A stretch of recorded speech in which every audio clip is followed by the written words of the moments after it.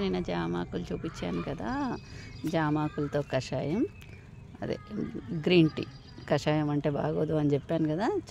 So ఈరోజు జామాకు pan చేసుకుందాం మనం, ఓకేనా. సో జామాకు పాన్ చేసి చూపిస్తున్నామంటే మనకు బాల్యం గుర్తొచ్చి ఉంటుంది. చిన్నప్పుడు మనము మనలో చాలామంది అలా తిని ఉంటారు. ఈరోజు చేసుకుందాం, ఓకే. లేతది తీసుకోవచ్చు ఆకు, ఒక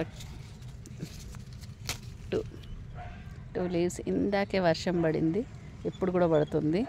కడిగినట్టున్నాయి, ఫ్రెష్గా ఉన్నాయి ఆకులు. పాన్ చేసుకుందాం, ఓకే. లేత జామాకు హెల్త్కి చాలా మంచిది అంటారు నమలడము.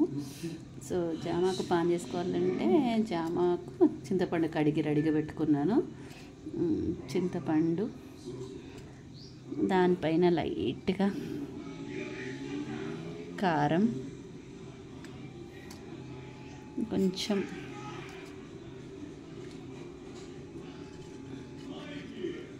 ఉప్పు.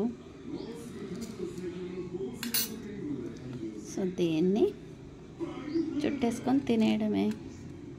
సో పాన్ లాగా కట్టేసుకొని చూడండి. అప్పట్లో ఇలా జామాకుని పాన్ లాగా చేసుకొని తినేవాళ్ళు. సో ఇప్పుడు కూడా మనం తినొచ్చు.